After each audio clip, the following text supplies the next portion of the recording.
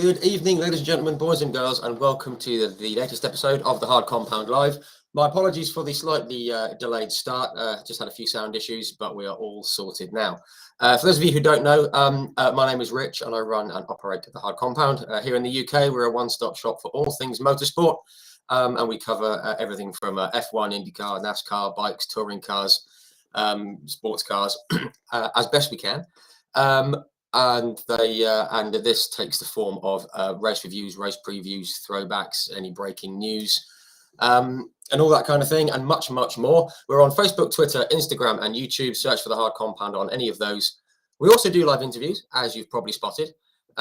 These are broadcast live on our Facebook, Twitter, and our YouTube channels, and they're automatically saved on all three platforms.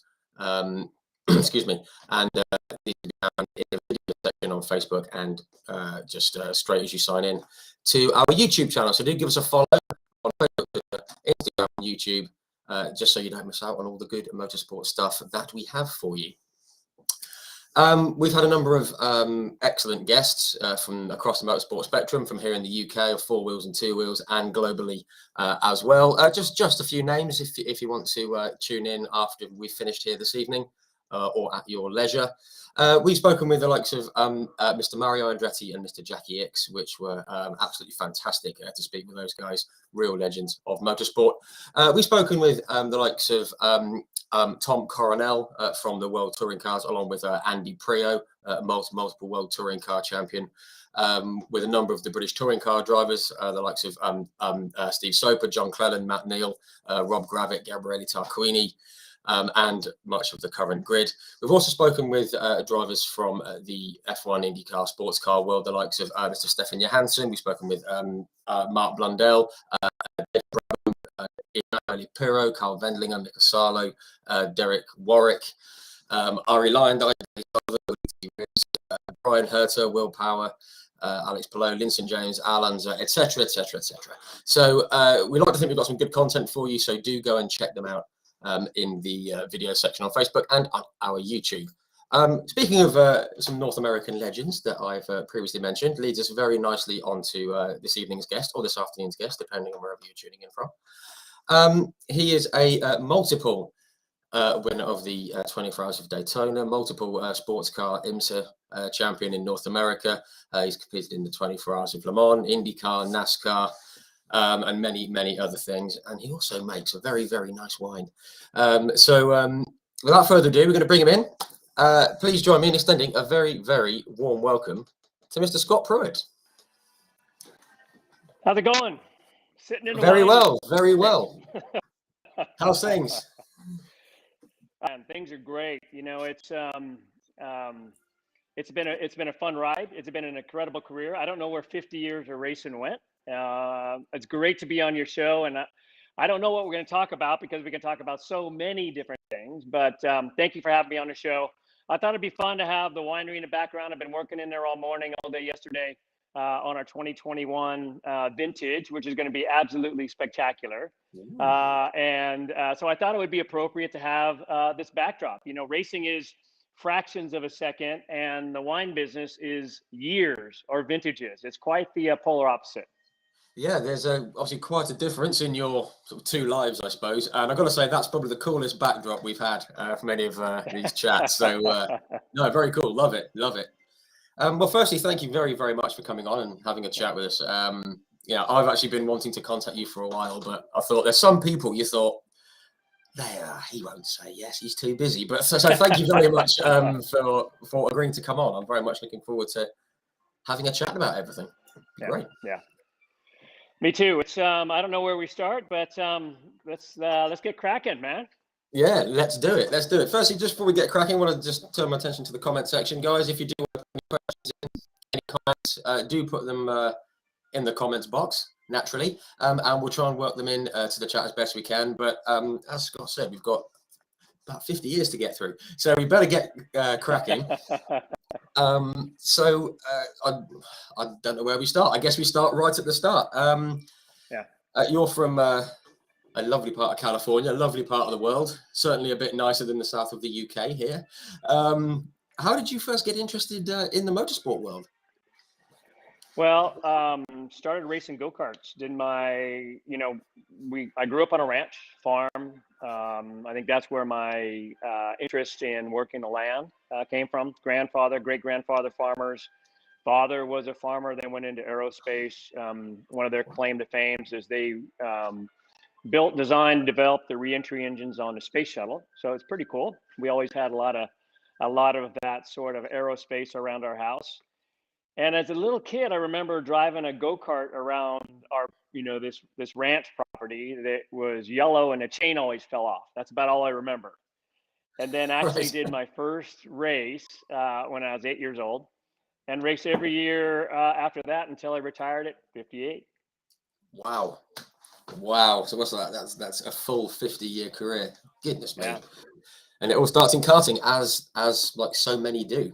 yeah, yeah, It's a terrific proving ground, but I don't know what it's like out in the States at the moment. But here in the UK, costs are spiraling when it comes to yeah, karts. It's getting yeah. so expensive, which is a real shame. They just sort of It's difficult. I love your opening, and when you were talking about all the drivers that have been on your show, 90% of those guys either are friends or race against them, whether it's on yeah, the sports car side, the NASCAR side, the IndyCar side, open wheel stuff. A lot of great names and a lot of great friends. Mario Andretti, Jackie.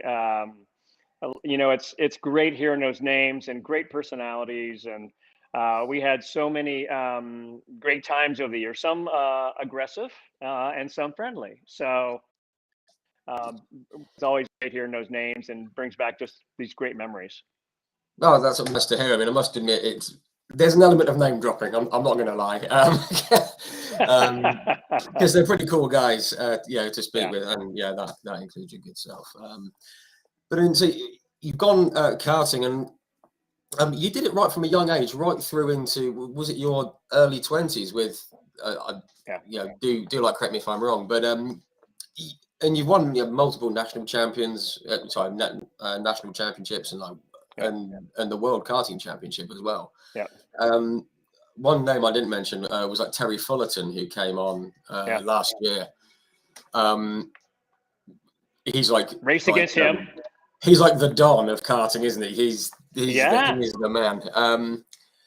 Just as you say, it's just it's a fantastic proving ground, and obviously Yeah. from starting at a young age right through to Yeah. adulthood. You must have some pretty fond memories of karting. I do. There's so many. Now, when you start in these little, sort of 80 cc, 60 mile an hour. I mean, 60 mile an hour is a 7, 8 year old kid. It's pretty incredible. And That's you're pretty rapid, starting, yeah.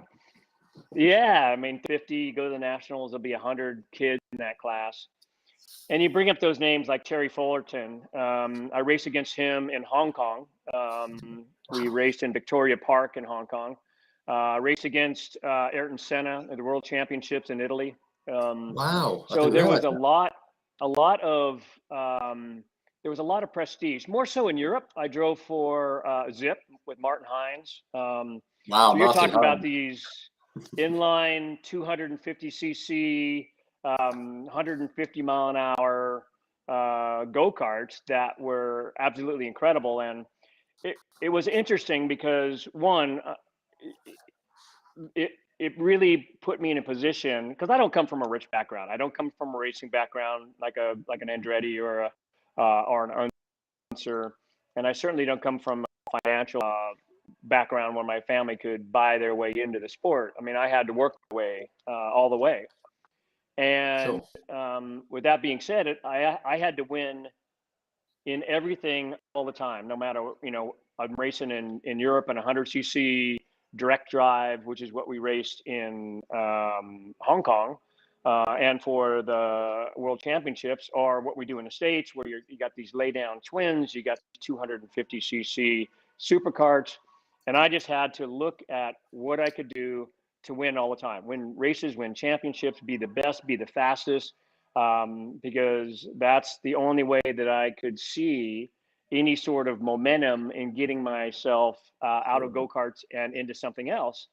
And it Right. was interesting because through that winning, and through winning Long Beach. So Long Beach during the Formula One races in the '70s, early '80s, we did lay down go-karts on Saturday.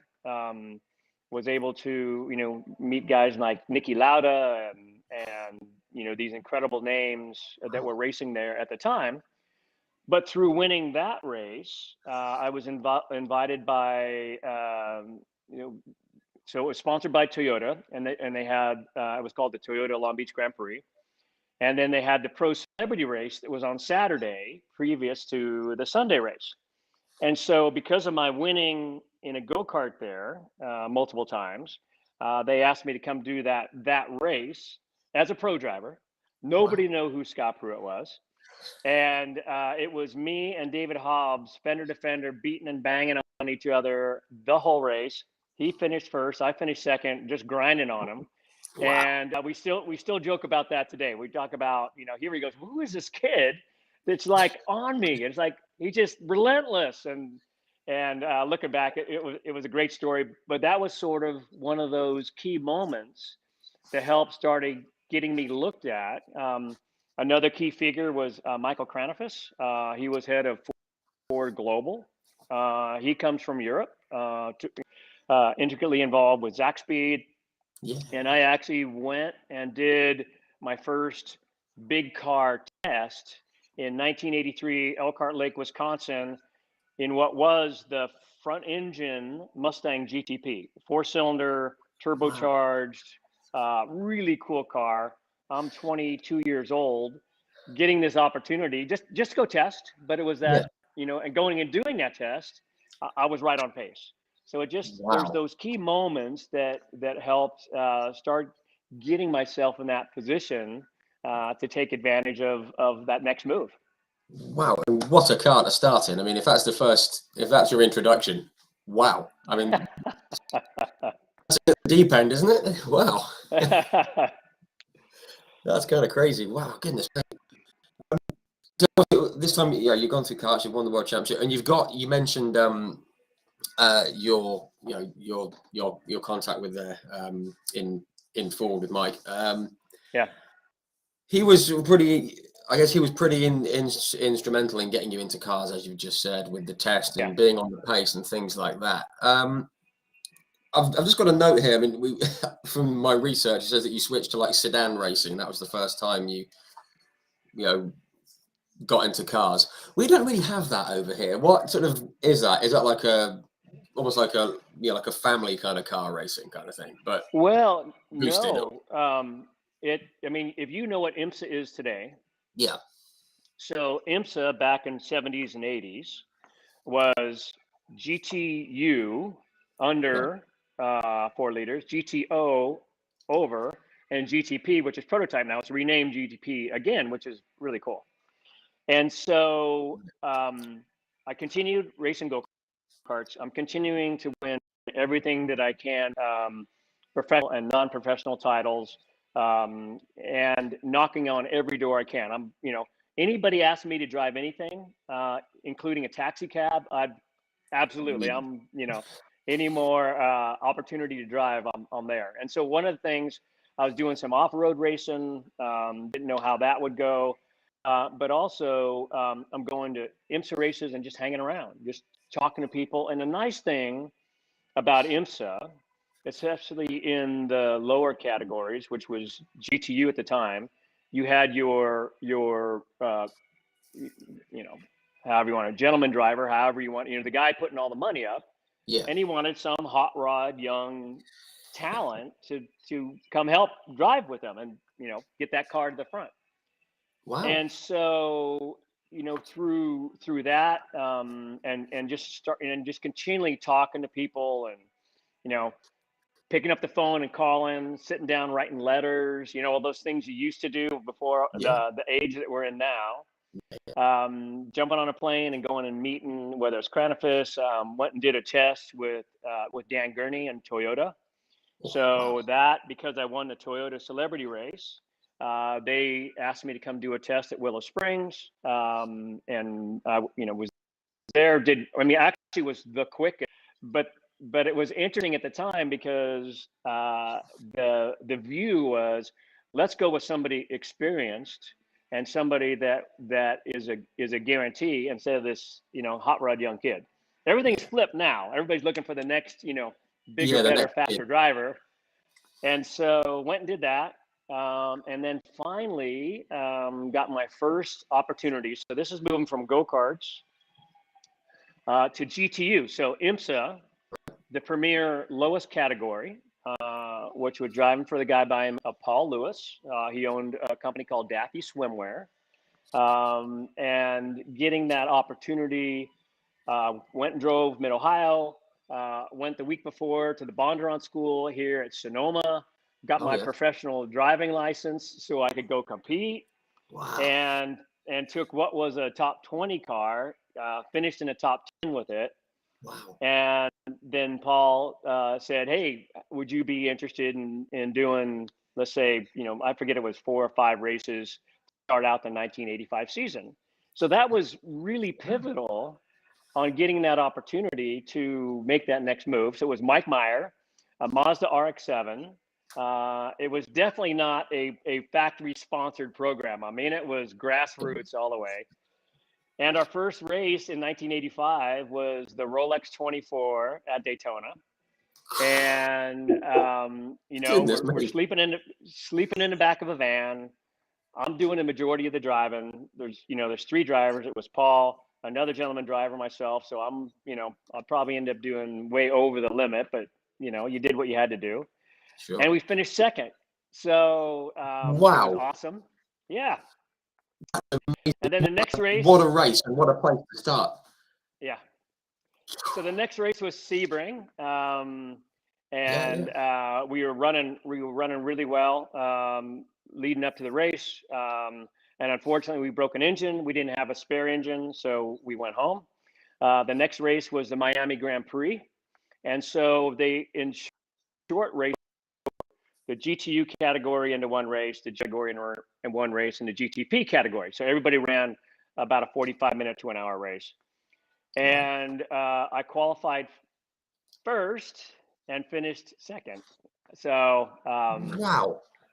It was, I mean, these are the factory teams: factory Porsche, factory Mazda, factory GM. They had a Fiero there. Actually, I qualified second, finished second. Sorry, I didn't qualify first. Qualified second, finished second. And so that was, I would have to say, that was the pivotal moment where everybody started going, who the hell is this kid? I'm not surprised. I mean, how you wouldn't go from karts, speak to a few guys, couple of tests, and then bang, 24 hours of Daytona. I don't think motorsport fans would do that. They'd have to, even watching, they'd have to ease themselves in before the 24. Goodness me, that's. But obviously, you knew by then that you thought.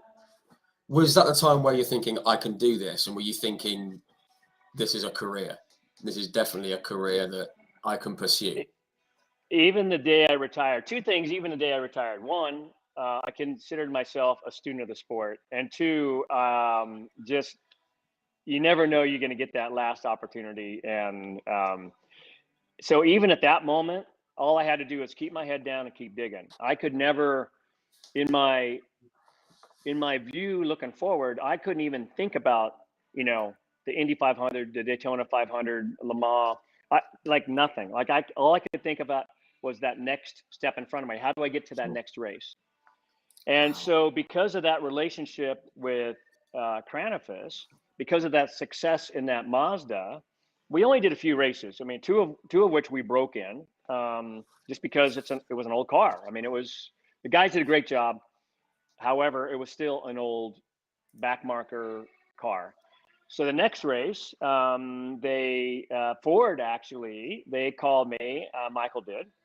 How would you like to drive with Bruce Jenner, now Caitlyn Jenner? Different story. And, and let's go to Elkhart Lake. And so we went to Elkhart Lake, qualified second, finished second. They said, hey, I was driving for Jack Rouse. in a Mustang. And then they said, we actually have a Thunderbird. So this is moving from GTU IMSA under category to GTO over category. So going from 350 horsepower to about 800 horsepower. And then I did my second race for Ford. It was at Pocono, and that was my first of 60 wins in IMSA. So, wow. Yeah. And I bet. Did you ever think there'd be 59 more? It was, with that race and winning that race, Ford signed me to a 3-year contract. I drove for Jack Roush. We won 4 championships in 3 years, and was really making my mark. That was really overnight, a 20-year overnight sensation. Wow. Because 86, you won the title, didn't you? The GTO title in 86. And you, and you've obviously got this long-term deal. You got me thinking, I'm getting a little bit more settled here. There's a contract in place. You've got a championship under your belt in car racing. So shortly after leaving karts, I suppose. And then obviously you got the championship in 87, championship again in the GTO in 88. I think a lot of people would be forgiven for sitting there thinking, right, this is my niche that I'm gonna, that I'm gonna settle in. All that success, obviously, all those wins and championships and things like that. Were you always thinking about a wider career in single seaters or IndyCar F1, or were you just thinking, I can stay here? No, it was. I was always wanting to get to the next level.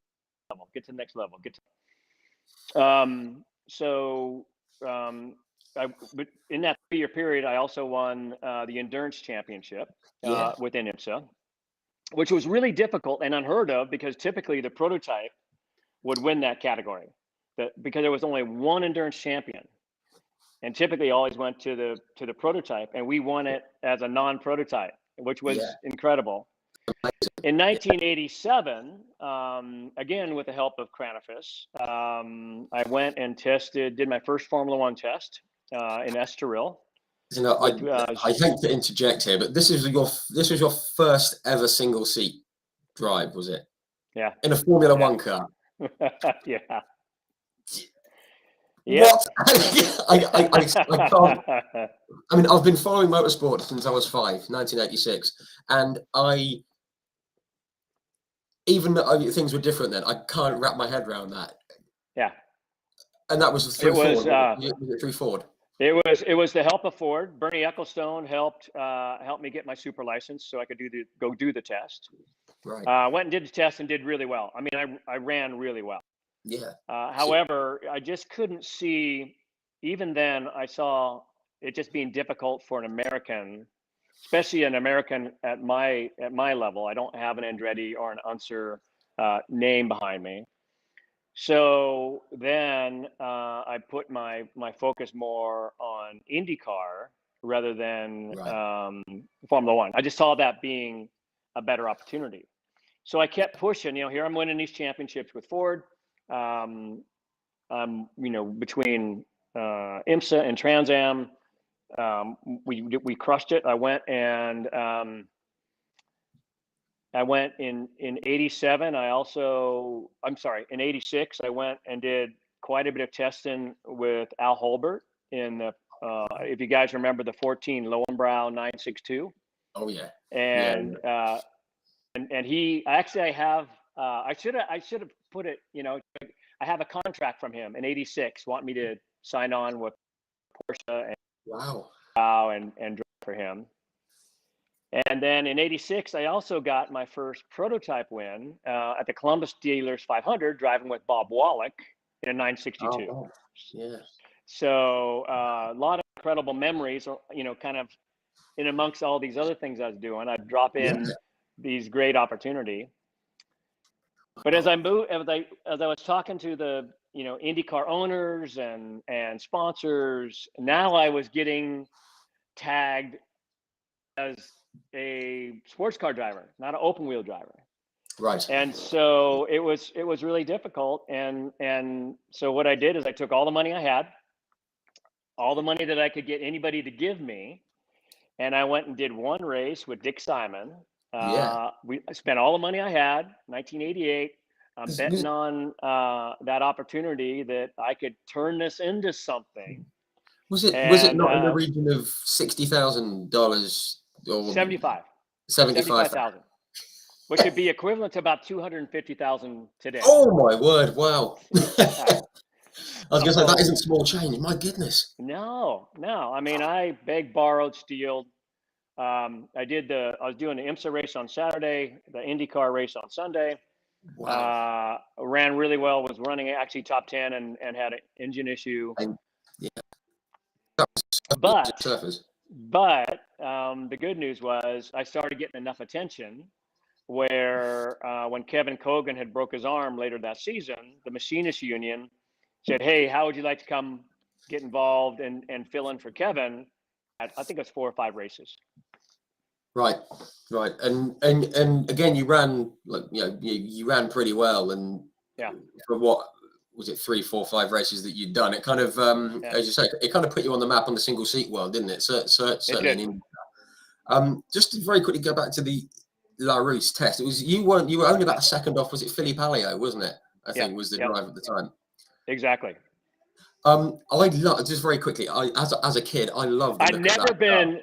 just to tell you, I had never been to Estoril. There are no sims. Put up in a rental car and drove. Just hopped in an crazy. F1 car and just pumped in a lap a second off Alliot. It's fine. It's easy. Yeah. Easy, right? Yeah, easy. Yeah, nothing wrong with that. Yeah. Just very quickly, I always loved the look of that, of the car. I think it was the one that there was one the year before that didn't have the engine cover because the engine was too big, but it was like a dark blue and all the branding. It just looked like a brilliant car. How was it to drive? Yeah. I've always wondered. It was the horsepower wasn't what I was used to. However, I mean, he's a 1,200. I think they were like 1,200 pounds. Big, good sized tires, really sticky compounds, carbon brakes. I was shocked at how fast it stopped. I mean, shocked. Between the weight and the brakes. Crazy. There's so many people say that about the braking. I mentioned we spoke with Tom Coronel. He's obviously a touring car driver, and he tested for Arrows. Had willpower on. He tested for Minardi, and they said the actual speed wasn't too much of a shock. It was the braking. Yeah. You hit the brakes, and you think, I can get another 150 meters out of this. Yeah, just like in the cartoons, your eyeballs. Yeah, the car goes on its nose, and that's right. Yeah, wow. that was a piece that was shocking. And the cars were, I mean, here I'm driving a sedan car with 850 horsepower, 864 plus, 800 plus foot-pounds of torque. I mean, the power was insane. Wow. But they're big. I mean, they're big cars. You jump in I mean, what then I thought was, incredibly magical. I mean, these cars, they weigh nothing. They have great power to weight ratio, great tires, and they were just so nimble and fast to drive. It was a rush, a true rush. Oh, I'll bet. Oh, wow. One day. Or not. No, that's excellent. I'm so glad. Everyone I speak to about these cars I remember from when I was younger, no one's got a bad word to say about them, and it's just nice. It's nice to hear. I don't want to shatter any of my childhood dreams. So go back to IndyCar with Dick Simon. You've done the races. You've run well. You signed with True Sports Racing for IndyCar. So I guess you were thinking you were a sports car driver. You wanted, so that was obviously the natural route. Yeah, the IndyCar and well, a couple things were going on. I had built this wonderful relationship with Ford. Edsel Ford, good friend, still dear friend. Jack Roush. I actually was living with Jack Roush in Dearborn, Michigan at the time. I had no place to be and all I wanted to be was in the shop. all the place Jack wanted to be was in the shop, working on engines, working on cars, working on chassis, just figuring out how to go faster. That's all we were focused on. Wow. And so Jack, in '88, Jack is getting ready to go NASCAR, and he's pushing on me, go do NASCAR with me, come do NASCAR with me, come do NASCAR with me. All right. And I still loved IndyCar. And so what happened was Bobby Rahal left Budweiser True Sports to go to Craco. Oh, That yes. left the door open at True Sports. Now I had momentum going. I had done these races. I was available. Now I was that kid that's already shown to be able to qualify first, to be able to win races and to win championships, which all those things together are a wonderful thing to be able to have. Yeah. And so started negotiating that opportunity to drive, and signed on with Budweiser True Sports for 3 years at the end of '88. Started in 1989, and I was off and running, man. I made that next move. That's how I remember you in the Budweiser thing, the Budweiser car. Yeah. That was my first introduction. I think it was watching one of the 500s. Yeah. So I hope you don't mind that in like my mind, you'd always be tied to like the '89 Indy 500 because that's where I first came across you. Yeah. But no, it's cool. And you took 11th. Again from the research. 11th, which was your first race on an oval? Was it? Say that again. You broke up just a little bit. Sorry. You took 11th on your first race in Phoenix. Was that your first race on an oval? Very first. I'd never been on an oval before, so you got straight into IndyCar. I broke the rules. So your first. I was this far over my head. I mean, I was like, I'll figure it out. I'll figure it out. And that was, in 1989, Rookie of the Year at the Indy 500. Yeah. Finished 8th in a championship. Beating guys like Danny Sullivan and Ari Luyendyk and Emerson Fittipaldi and Mario Andretti and Al Unser Jr., Al Unser Sr. And I mean, it was great. I mean, it was, led quite a bit of the Detroit Grand Prix. Became second behind Emerson, wasn't it? We ended up finished. That's right. We conserved fuel to get to the checkered, so I had to let Emerson by. But got a great. This 1989 was a great rookie year, and then I was focused on 1990. To get my rookie stripes off the back and get it all going and get moving on. Yeah. So I just can't get my head around the fact you've gone from karts to the Daytona 24 hours. Your first single seat car was an F1, and now your oval debut was in a full IndyCar race. I mean, wow, that's unbelievable. So yeah, I just want to touch very quickly. I mean, anyone who's tuned into these things knows I love me IndyCar, particularly the Indy 500. I finally went this year for the first time, and I could just, I would live there for 364 days of the year if I could just go to that one day. It's just incredible. But I asked this to most people who have raced in it. How did you prepare any differently for it? Because obviously it's a month. There's the whole, the whole hoo-ha around it. Did you prepare any differently for it? Were you nervous? What's it like stepping out in front of 350,000? I mean, it must be an incredible feeling. Yeah. Because it's incredible to watch the thing. It's especially in that era, because there was 500,000 people there on race day. There's so many people you could not move. I mean, you had to get escorted everywhere by security.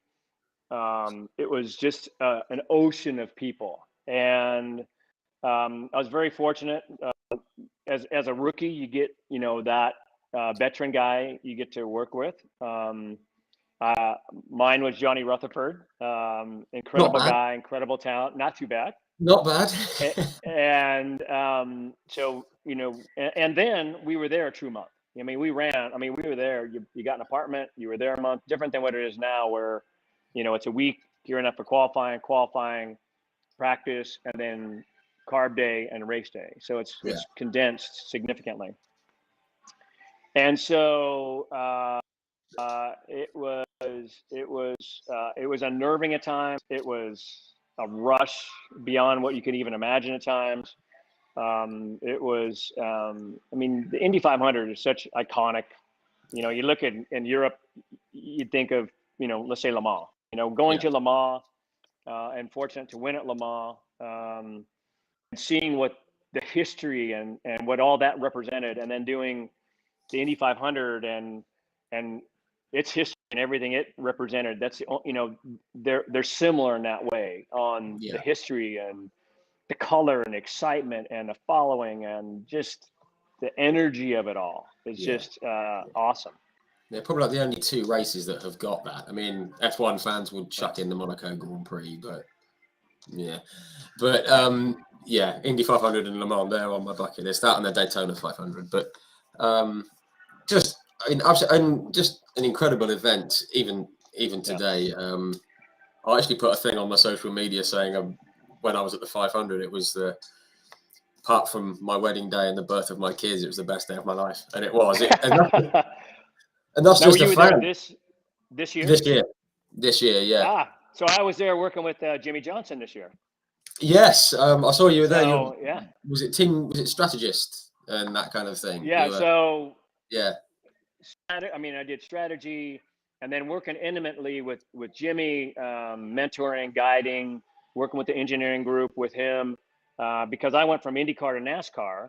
Yeah. He went from NASCAR to IndyCar, and he drove for Ganassi. So I drove for Ganassi 13, 14 years. So they asked me to come on board. So I mean, we were there at the same time.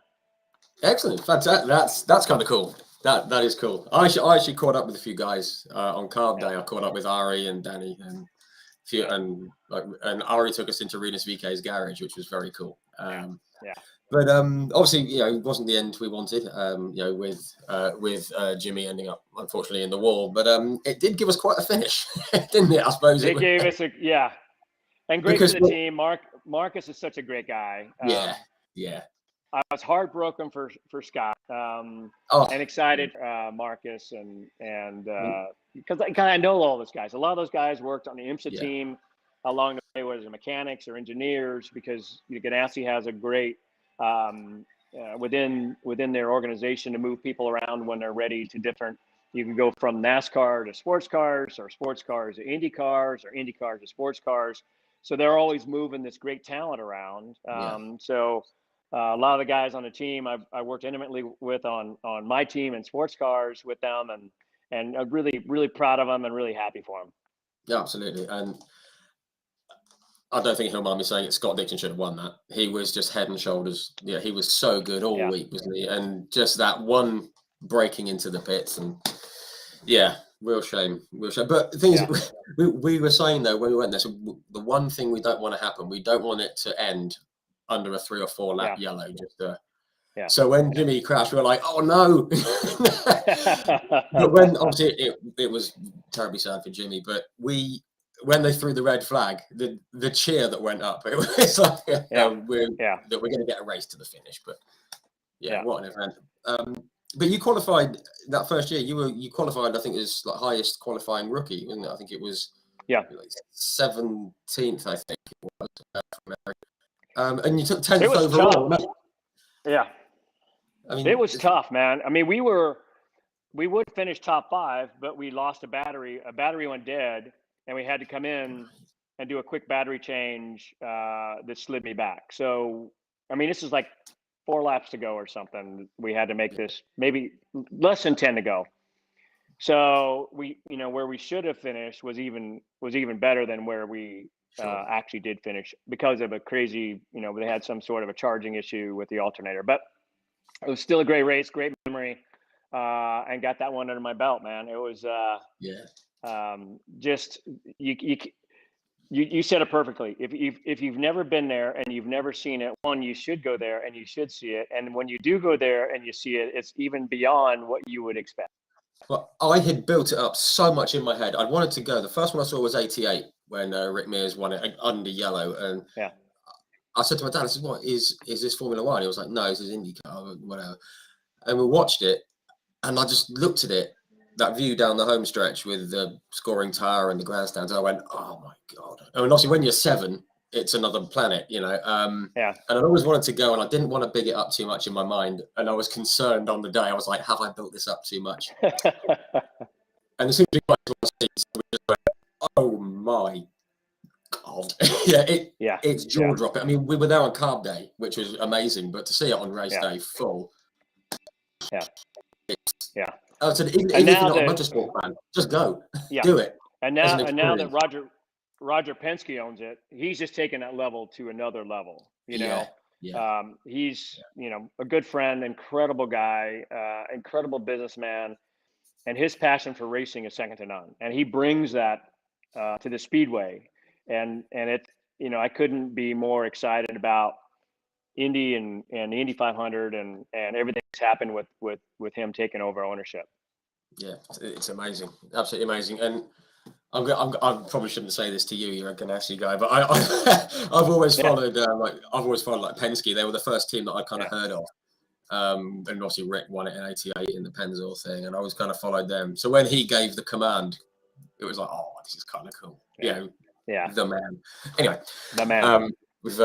I've digressed. I always do with the 500, but very quickly, I said this to everyone over here in the UK. People say Indy 500 is just going around in circles on an oval, and it drives me round the twist because, and people seem to think it's easier than driving a normal circuit, but there's a reason that there's a lot of F1 drivers just say not doing the 500, scared of it, don't want to do the Indy 500, it's terrifying. And it's just the speeds, the proximity to the wall, the banking, the wind, and everything. There's so much to factor in that isn't so much of an issue in a normal race, isn't it? It is. I mean, on a oval in an IndyCar, it's one, as a driver, you can't carry it. I mean, you've got to be direct. You got to be focused. And you have to have a good engineering group around you to give you a car that is capable of going that fast. Yeah. So, I did Indy cars from 89 to 99, and my last race was with Toyota. My last season was with Toyota, and my last race, I qualified first. So my last race qualified first. Very cool. It was at Fontana. It's a 2-mile oval. Yeah. And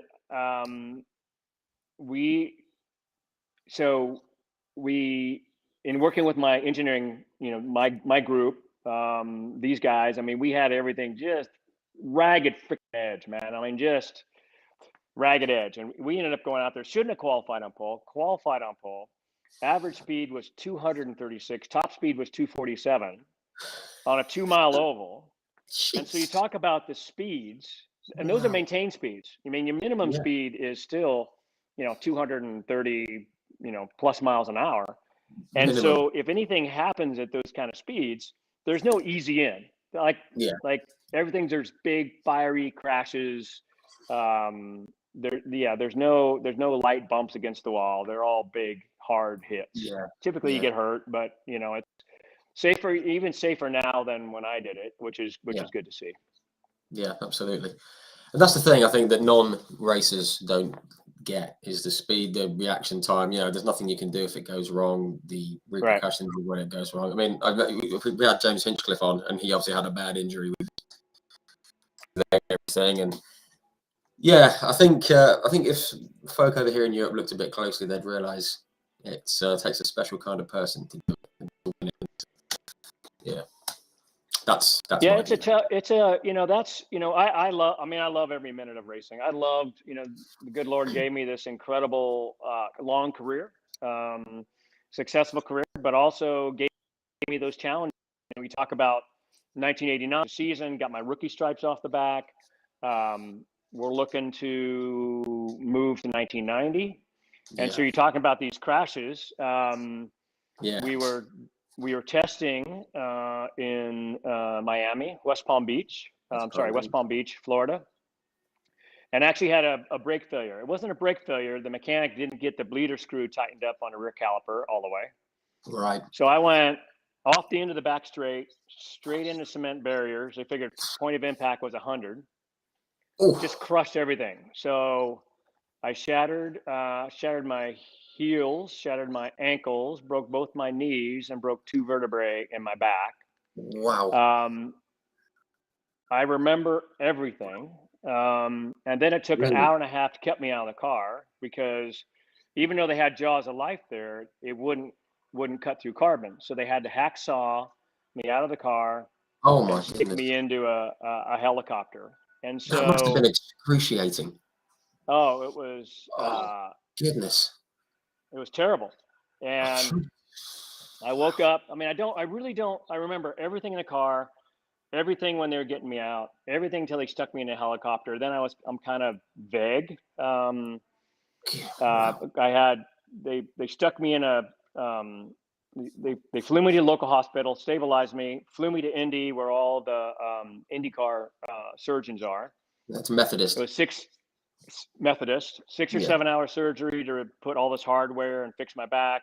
6 hour surgery to put my legs back together. And then 4 days later, I turned 30 years old, laying in a hospital bed, Happy just birthday. happy to be alive. That's right. Wow. So Obviously not how you plan to spend your 30th, but obviously glad to have made it after that. yeah, Goodness exactly. me. And it's you talk about professional athletes. That's a defining moment for me. You talk about these really defining moments for you in your career. We were talking about go-karts, trying to get from go-karts to sports cars, trying to get sports, you defining moments. This was probably the most defining moment of my life, because one, literally, of my life, and then two, as you see, as a race car driver or any athlete, either you don't come back because you're scared, you try and come back and you never get your edge back, or you come back and you have a full successful career, Yeah. which fortunate to say that that's exactly what happened. Yeah. Absolutely. I mean, that's incredible. And obviously it was a tough recovery and lots of Yeah. physio and all kinds of things going on, which I don't want to get into too much. But I mean, again, just from the research and from my own knowledge and stuff, was your first race back? Was it the Daytona 24 hours? I mean, you did some testing and things like that, but was the Daytona 24 the first race back? It was my first race, and then my second You're race was crazy. the IROC race at Daytona. So I crashed in March. I mean, get this, I crashed in March. I'm in a hospital bed, right? Both my legs are casted. I got a big brace on because I broke my back. I need 24 hours. I'm in a wheelchair for 3 months. I'm on crutches after that. I start testing again in October that same year. I got a back brace on against doctor's orders. He's cussing at me, going, "What what are you doing?" I said, "Man, I got to get back in a car. I mean, I got to get back in a car." And then started testing in November, and then came back and did Daytona, the Rolex 24, and then I did the IROC race, which I won the next race. Goodness me. Again, I can't get my head. I mean, that's another incredible thing to add to what I said before. I mean, to break most things in the lower half, and come back and do that. That's absolutely, that's incredible. But again, I mean, it's stupid, incredible or stupid. I'm not sure. Yeah, I think if you're not a fine motorsport line there. Yeah, if you speak to me, it's incredible. If you speak to my wife, who's not a motorsport fan, it's stupid. If she doesn't get it, maybe. But wow. One thing I do want to touch on. It was a Tom Walkinshaw Racing Jaguar, wasn't it? The 91. Yep. Along with David Jones, Mr. Raoul Borzell, and Mr. Derek Warwick, who obviously he's a Brit. We like Derek. Good guy. He's another very good all-round driver whose results in F1 don't reflect how good he was for me. He was in the what was it? He said he always felt like he was in the right car at the wrong time, or the wrong car at the right time, or whatever. It never kind of married up. How did you find driving with Derek? Just out of interest.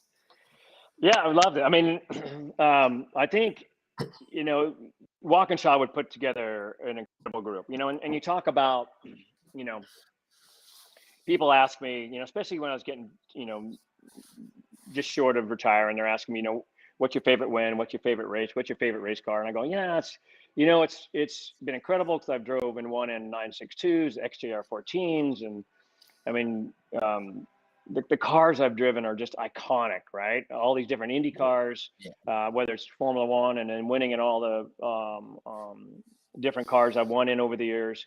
But the thing that is most special for me is the guys that I got to race with or race against. So you talk about Mario Andretti, and you talk about Ayrton Senna, and you talk about Derek, you talk about Wallach, you talk about Danny Sullivan and Fittipaldi and the next generation of Scott Dixon and Dario, and I mean the list goes on and on and on and on. And then you got the NASCAR side where Dale Senior and Mark Martin and all those iconic guys. And I think that's the thing that's most special. So when you talk about a guy,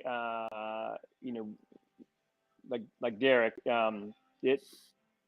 they're great guys. I mean, and talented. And there's a few drivers that nobody really enjoys being around, but for the most part, especially his teammates, it's been a lot of fun. Yeah, awesome. And it was in the XJR 12, which was quite a machine. The engine was as big as a house. It was about this tall, but they were so much fun to drive. I mean, I had a great time with Walkinshaw. I had a great time. Excellent. We love to hear that. Yeah. I mean, as a small island, we've produced a few good motorsport guys. Yeah, you have. I mean, we're okay. We're it's okay. We're getting there. But yeah, so you've gone back to the Daytona. You've won the IROC race, but your eyes were still very much on IndyCar. Yeah. Was it around 91, 92? Was it when Ganassi first expressed an interest in you and signing you?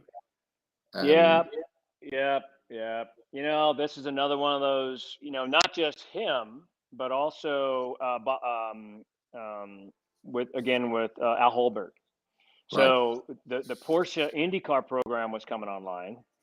I actually had dinner with Al at the Columbus Dealers. It was called the Columbus Dealers 500 through the streets of Columbus, Ohio.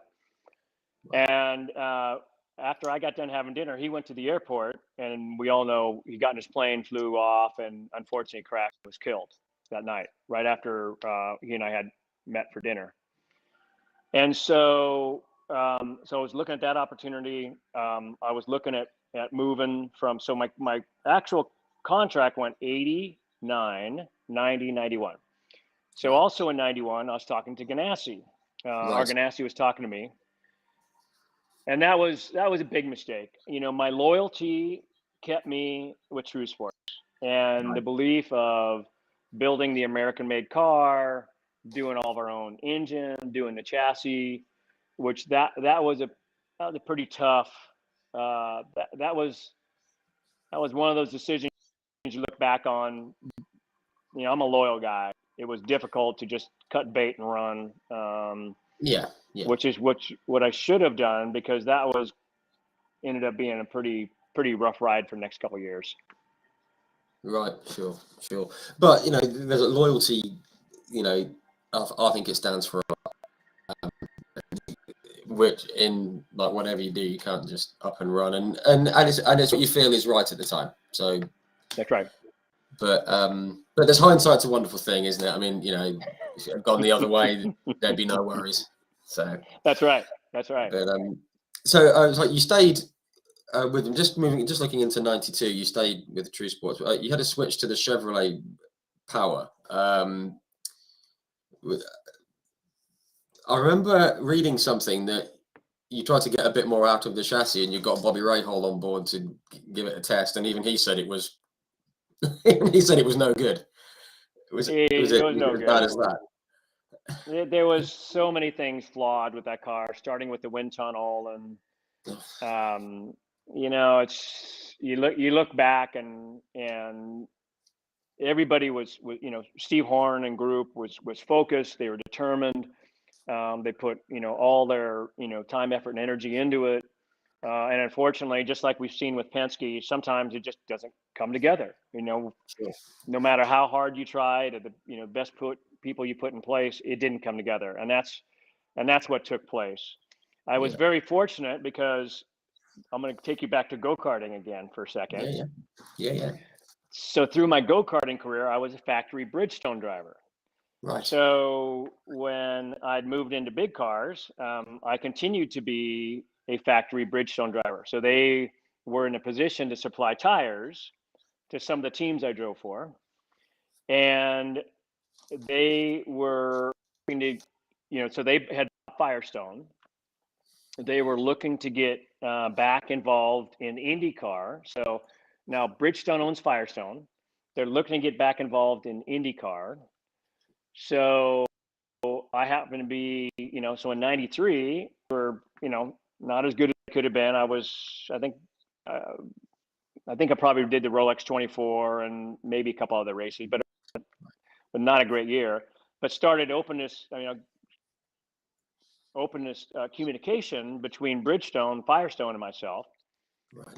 And then ended up signing on with Bridgestone Firestone to do all the testing and development in '94, which he did about 20,000 miles. And then I also signed on with the factory Chevrolet team, Camaro, for Trans Am. And I also signed on to go drive a Nissan at the Rolex 24, which is my first overall victory at the Rolex 24, was in '94. Yeah. Won the Trans Am championship with Chevy in '94, and did 20,000 miles of testing with Firestone in Indy cars. So Wow. it was a busy year, kind of getting things back on track for '95. Yeah. Wow.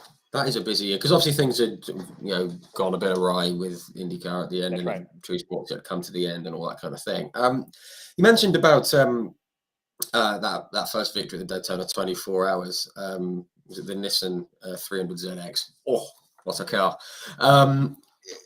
I think someone actually put a comment in earlier on, and it fits in nicely here. Simon Steele, good evening, Simon. It said, which for Scott was the more challenging track, Daytona or Le Mans? Now, Daytona, just from looking at it, scares the living what's it out of me, because it's just something else. And how, it might be a silly question, how difficult is it to drive on something that fast, that big, that much bank? It's incredible, isn't it? Well, there's a couple things. That's a great question. Doing both and winning at both. Daytona is by far more difficult, Right. and here's why. One, it happens in January, so the night is significantly longer. So the amount of darkness is longer. Yeah. You look at, a track that's 3.2 miles, and you're starting 60 plus cars. So you're passing, 3-4 cars a lap, if not more. I mean, it's traffic, it's hectic, it's crazy, it's insane, and it happens for 24 hours. At Le Mans, there was laps where I didn't see another car. I'd see headlights, but because you're talking about a track that's 8 miles long. Yeah. And they restricted the amount of cars that they start there. Yeah. Both are incredible races. Both have their own challenges, but rhythm wise and driving wise, I think Le Mans would be a lot more like listening to Beethoven, and I think the Rolex 24 would be more like listening to AC/DC. So Yeah. It's just that's how I It's just measure out there. Yeah. Yeah. And I'm a big fan of AC/DC, so I like that. I love that. I love my rock and metal music, but that's for another day. No, that's a great analogy. I love that. I might actually have to steal that and say, Scott Pruett said this. There you go. Yeah, very cool. And just while we're on the subject, sorry, of these high-speed ovals. Lynn St. James, she set records at Talladega. I've got to say, if she ever sees this, I've got to say thank you, because it was her on a live chat with her who said, "Oh, you should," because I mentioned you and a couple of other guys, and he said, "Oh, you should get Scott on for a chat." So you can blame her. Yeah, It's that's why you're sitting here. yeah. Well, it's I mean, one, she's very talented, and two, what people didn't realize was when I was the minority driver at Roush in 88, 87, 87 or 88, because he had Lynn St. James, Deborah Gregg, and me. Oh, right. Wow. Yeah, of course. So I was the minority guy, and but it was fun, great talent. Working together with Lynn, still see her in a way, and yeah, great lady.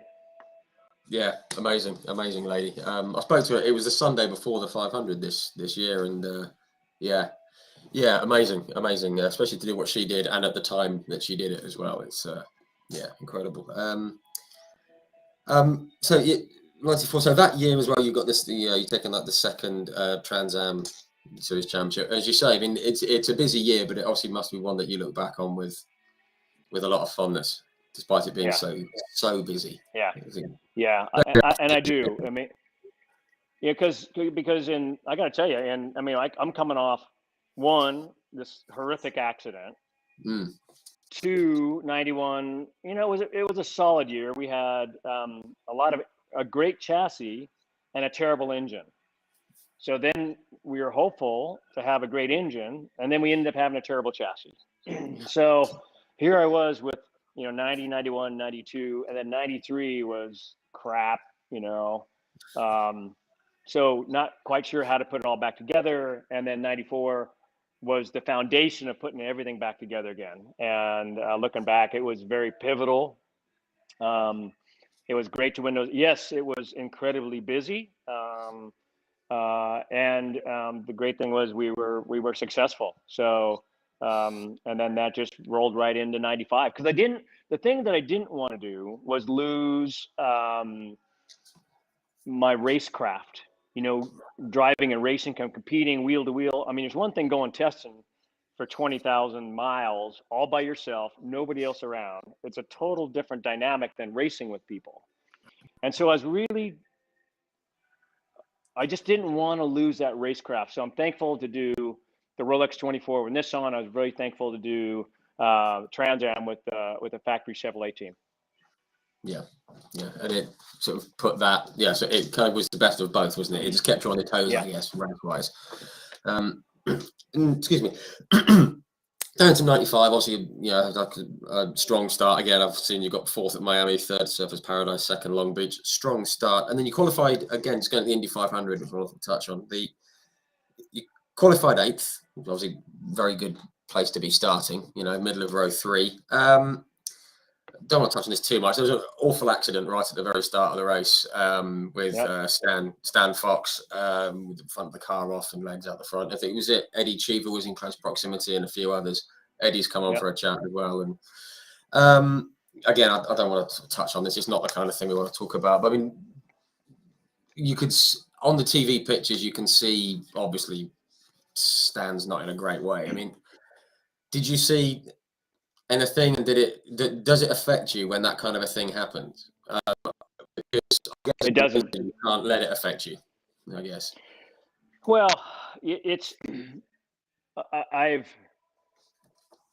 hate to say this. I've been in a number of races where guys have gotten killed, and friends have gotten killed. Greg Moore, Stan Fox, a number of other ones over the years. Yeah.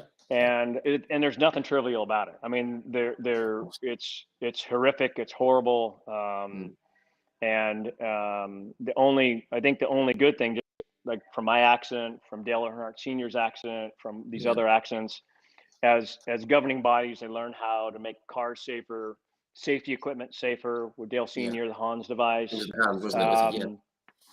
the Halo, all these things that unfortunately come from these, like with Wilson, that because of his horrible accident, Yeah. halo, kind of across the board with open wheel cars.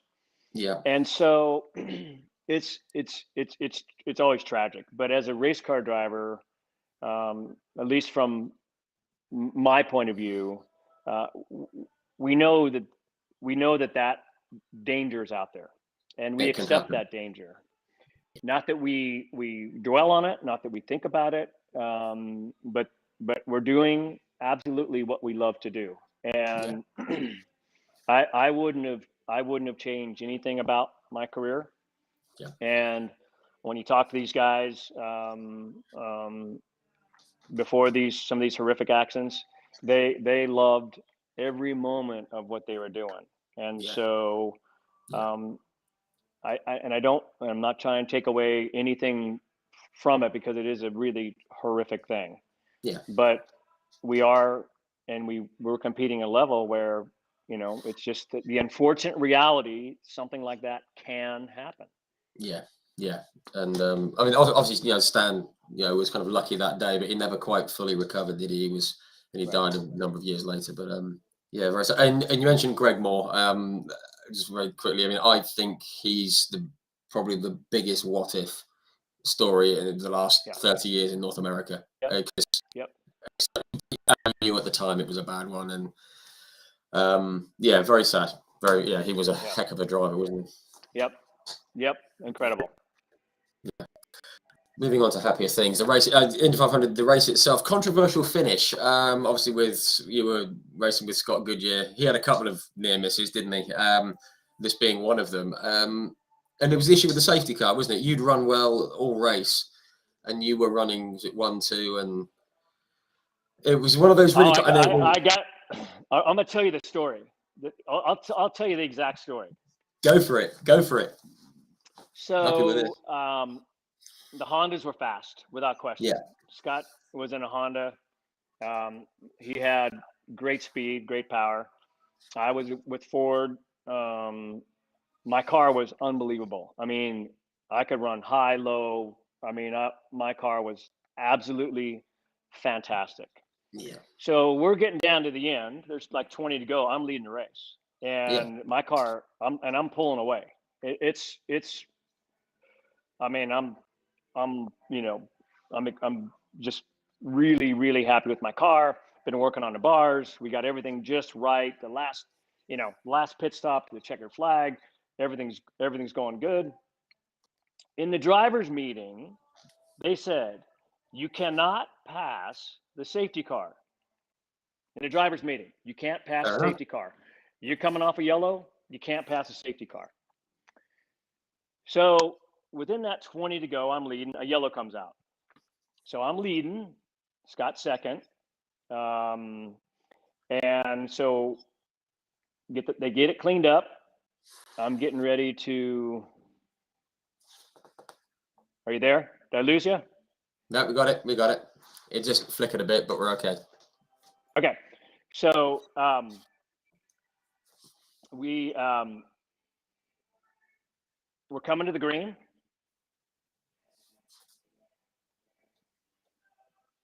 You there? We good? Yeah. Okay. So I'm leading. He's second. We're coming to the green. I back off the safety car a long way. I'm on it between 3 and 4. I catch up to the safety car. Crap! I got to back out. So I cannot pass the safety car. So I back out of it. Scott, I had jumped him, so he's got a full set of steam. I had to back out of it. He passes me, so he's leading. I'm second. Okay. So I'm chasing him down. Well, Raul Boisel blew an engine in turn 2. I get into oil and I go up and just bump the wall. I break the ring off the outside rear wheel. I end up, going down. Car goes sideways, goes across the grass, up in the catch fence, rips the car in half. I slide down the racetrack in the grass. I remember. So that leaves Scott Goodyear leading. Yellow comes out. Scott Goodyear's leading. For all intents and purposes, all he had to do was just get to the checkered. Yeah. He comes. So I'm in medical. Fortunately, I'm okay. Just beat up, discouraged. I had it. I mean, I had it in my hand, and it was. Yeah. And so I'm in a hospital bed. I'm looking up. They're just checking all my vitals, and I see him take off and pass the safety car. That was it. And then it was all on him, all his fault. And I'm like, that's it, man. What I didn't do, he did. So and then he just went on, went a number of laps. They're trying to protest and so on, but it was night and day, and they said it clearly in the drivers' meeting. So it's one of those deals. And then Villeneuve went on to win. Fell right on his lap. Having done 202 laps, he did 2 extra laps, and he won the Indianapolis 5:05. Incredible. Well, I remember there was the huge controversy about when he jumped the, that kind of second safety car, and it was in turn 4, wasn't it? He just went hurtling around the outside of it, and everyone was going, you can't do that. That's right. Crazy. One of those things. One of those things. Yeah. But obviously, you're still looking for your first win thereafter, and it came. Michigan. And this is one of my favourite bits of racing ever on an oval. It was like you and Alonso Jr., wasn't it? Going for it for the win. I remember. I can't remember what the actual phrase was. You said you're either going to win or you're going to crash. I can't remember. There was you said something along those lines. You were just going for it. And against Alonso Jr., who we all know, I mean, him and the family and everything. And he passed you, didn't he, with just before the white flag? What was going through your mind? You were like, well, that phrase is checkers or wreckers. That's the one. That's it. Checkers or wreckers. Checkers or wreckers. That's it. Here we are getting down to it again, and exactly right. I mean, my car's great. I can run bottom, mid, high. He's on Firestone. I mean, he's on Goodyears. I'm on Fire. And so he's drafted me, and I see him coming. So he passes me under the white flag. We go through 3 and 4. He's trying to shake me off him. So I fade to the left.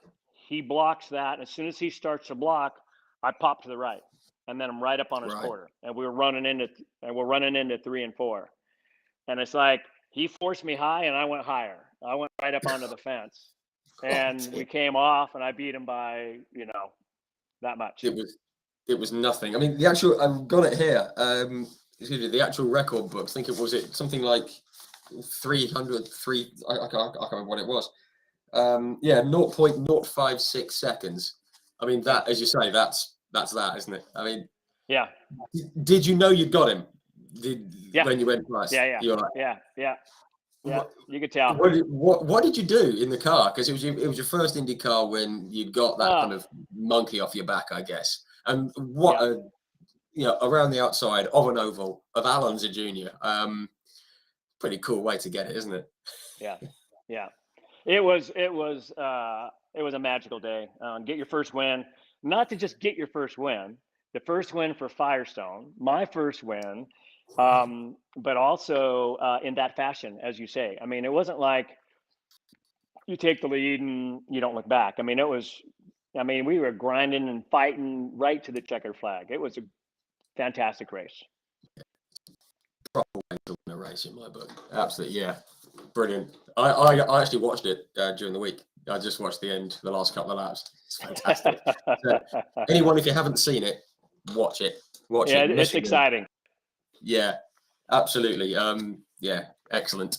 But that whole season, I just remember it was 96, 97, that whole kind of time you had, obviously, when the car worked and when it was all dialed in and with you racing the way you were racing, it on its day, that combination was incredible, and you had further wins and second, third, fourth places. But then was there like engine and mechanical issues as well? it just felt like it was 2 years where you could have really been pushing for the championship and the title, but it just didn't quite happen for a number of reasons. That's what it looked like from the outside looking in. I don't know if that's how you guys felt in the team or anything like that.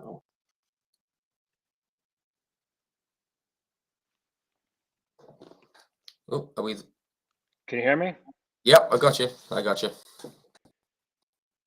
Yep, still here. We're all good.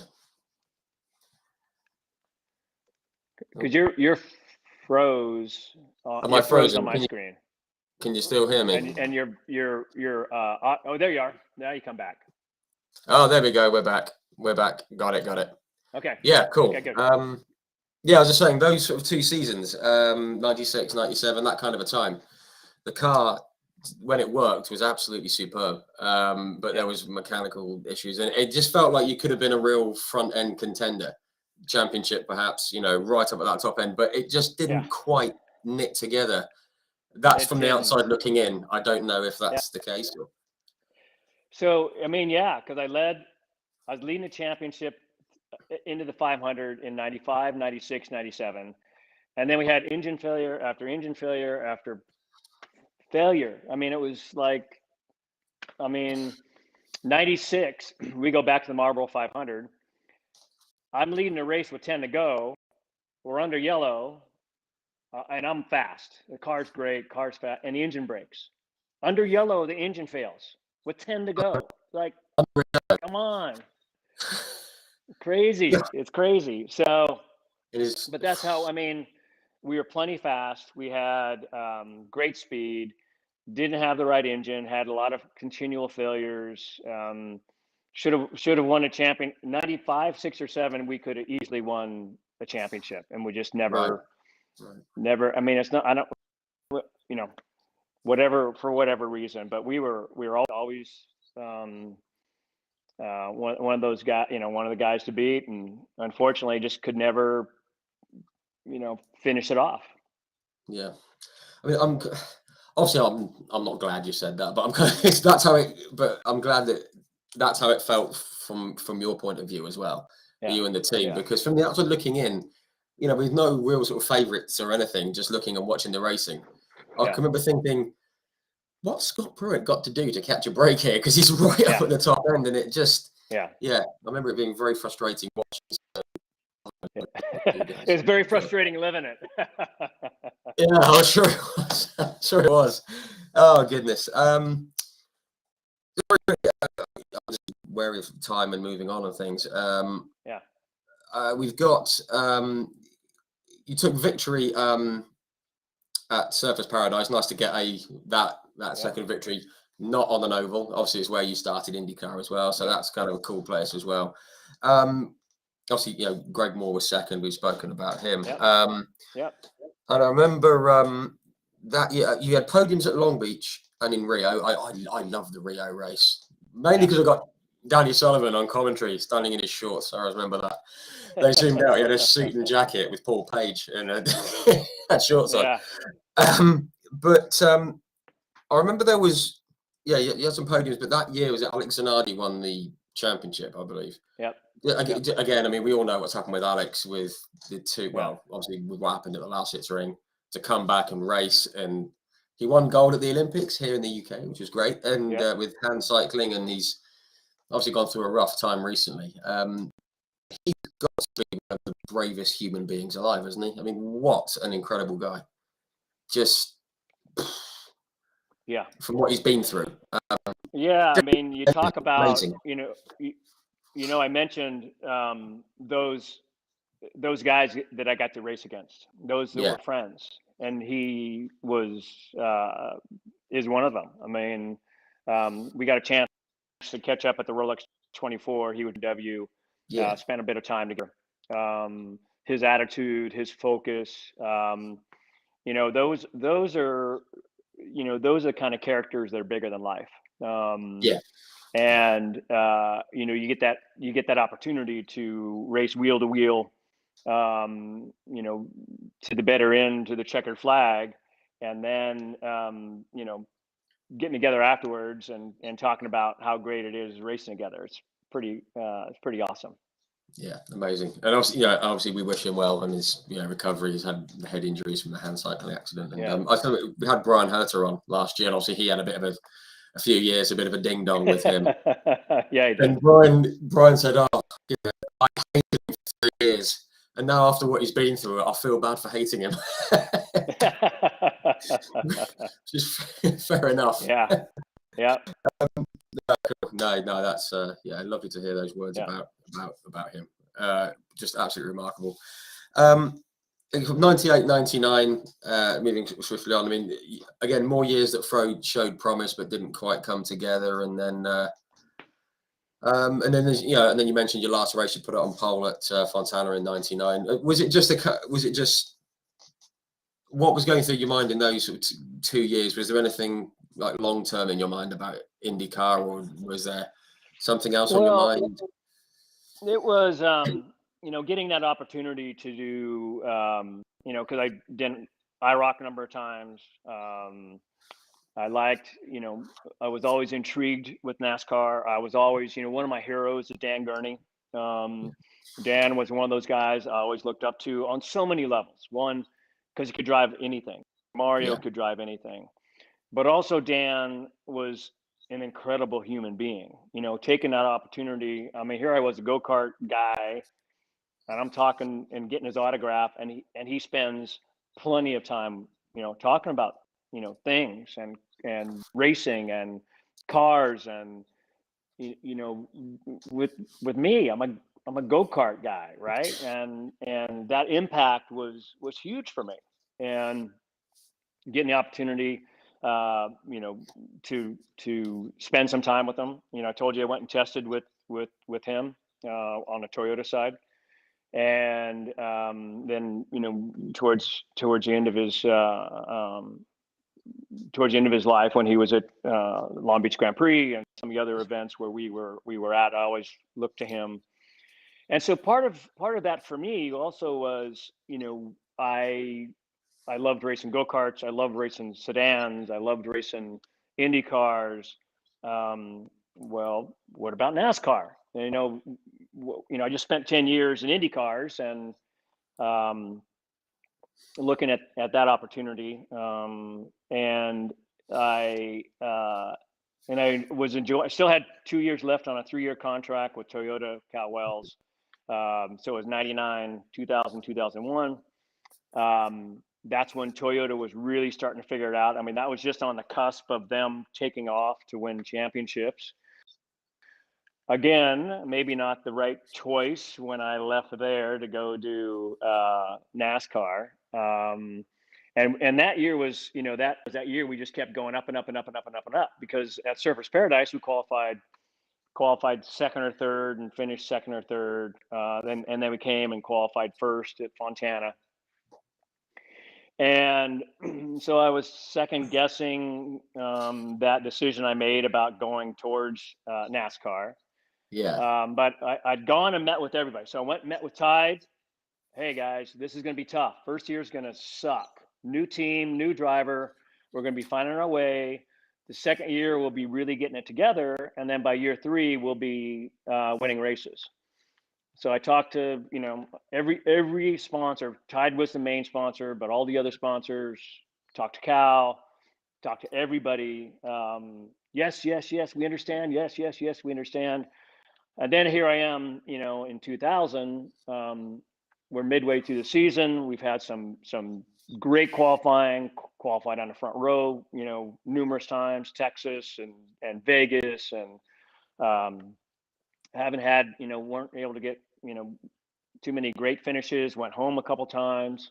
Probably one of my most memorable races was at the Brickyard. It was myself and Dale Senior the whole race. I was 9th, he was 10th.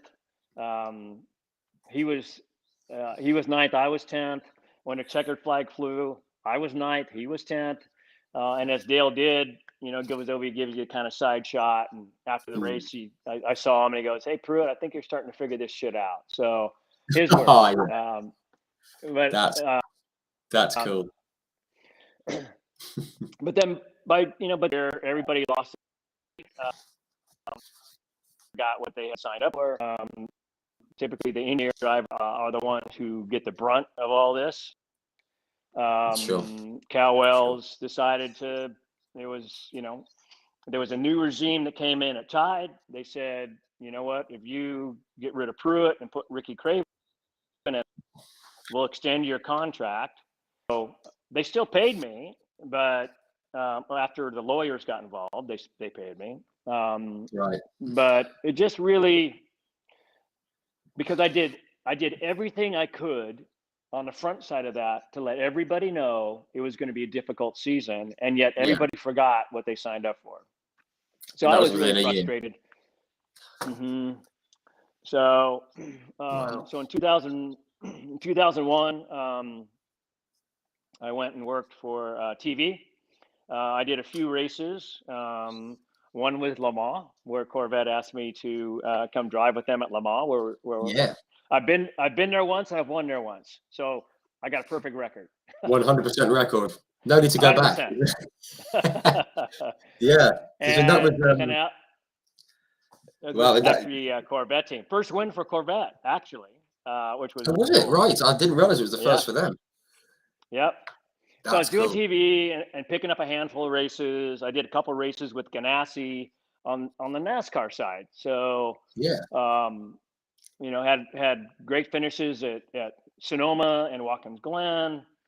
I love Sonoma. Yeah, it's great. I've not seen a race there, but I had my honeymoon actually in 18, not a million miles away from where you are now. Obviously, we were in like the Napa, in the Napa Valley. Horrible place. Terrible place. That's about an hour from me. So you're just the other side of Sacramento, aren't you? Yeah. But we had a hire car, and I said to my wife, we were following the satellite navigation, and she didn't realize that I'd put Sonoma Raceway in. She thought we were going back to have a look at like San Quentin prison on the way back to San Francisco, and pulled into Sonoma. She was like, "What's this?" I went, "Just bear with me for 20 minutes." So that would be considered my home track. Yeah. It's beautiful. What a place to go racing. I have to go back to tough place. Yeah, really tough place. Yeah, but you had some, you had some results there, and as you say, up at Watkins Glen, another one that's on my list. So we got a couple seconds, thirds, fourths. So I'm doing TV full time with IndyCar. Same thing in 2002. Picked up some races with Ganassi. I think I had a second at Watkins Glen, and doing TV full time. But I really miss driving.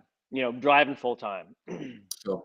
So I signed back on with Jaguar to do Trans Am, and in 2003, I won the championship. So get this, I've only ran 3 full seasons in Trans Am, in the 80s and in the 90s and the 2000s, and I won a championship each of those years. So over 3 decades, 3 different full-time seasons. So I had a lot of fun in Trans Am. Wow, that's cool. I love the Trans Am stuff. That's I mentioned we had like Willie T. Ribs on, and he loves it. Yeah. But that's cool. I didn't realize that it was only 3 single seasons and 3 championships. Yep, that's right. Love that. And then at the end of that year, here I was driving for Ganassi. I'd spent my last year of IndyCar driving for Toyota. Toyota owns Lexus. And so I signed on with Ganassi and Lexus at the end of 2003. And then we're off and rolling, my friend. We're won the championship in IMSA in 2004. Ended up going on to win 40 races with Ganassi. I don't know, 4 or 5 Rolex overall Rolex 24s, which gives me 5. So I get this. I raced at the Rolex 24 Hours at the end, and it ended up for my last race in 2018, 24 times. I won that race 10 times in class, 5 times, and I finished second there 10 times. That's a lot of getting to the checkered flag. that's 22 out of 24. Yep. Yeah, I think. Yeah. Wow, that's incredible. I It was a I great do run. remember. I love that place. I do remember seeing an interview. I think it was after your last race with someone, and you said, "Oh, I felt like this is my house." Yeah. Yeah. And to be able So to I don't say know that, if anybody will break the 10 time in class record. And I've got no, that pretty no. handedly. And then Hurley and I are tied for 5. And in fact, I just saw Hurley 2 weeks ago in Napa. Oh, Hurley Haywood, cool. Yeah. Yeah, we were doing a Legends event. Wow. And it was fun to, he's a good guy, great talent. Another, great guy I got to race against and had fun with. Yeah.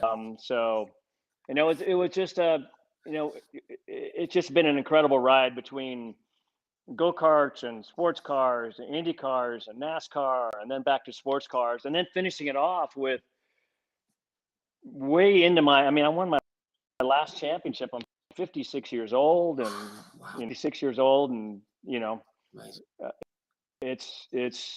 I don't know how I'd be able to continue on this long. When I drove for I think Ganassi, it helps. it was I think it helps that you're 14 pretty damn with driving for Chip. It was 14, basically 14 one-year contracts. Even though they were multiple year, they had options. So, and with Chip, he's a no bullshit guy, man. You're either getting it done or you're looking for a job. That's as simple as that. It's his catchphrase, I like winners. Yeah, exactly. If you're not winning, you're out. I actually had I knew how this was going to go. Again, going back to the 500, he was just backing out of the garage in a golf cart. And I thought, I know what he's going to say to this, but I just leant over and says, "Mr. Ganassi, can I have a photo with you?" And he went, just drove off. It's like, thought that was going to happen. Yeah. But no, cool. I mean, yeah, and as you said, you've tied Hurley Haywood's record. He was probably the only guy that wanted you to retire at that time. He was like, no, he did. He was like, come on, man, retire. That's enough. That's enough. Yeah, no, cool. Again, just keep an eye on the time. There's a few little bits and pieces I just want to pick up on in your time, sort of in the mid 2000s type thing. Obviously, you was it in Mexico when Pablo Montoya spun you round, and then Kevin Harvick as well did the same thing. Yeah. Not cool. Not cool, huh? Not cool. It's NASCAR was a different way of racing, and it was difficult. One of the most difficult was Montoya, because he and I won together the Rolex 24 overall teammates, and then we're down there, and it's getting down to the end. I'm leading the race, and he just drops me. Just like, maybe it was even on the last lap, drops me. Teammate, and he crashes me.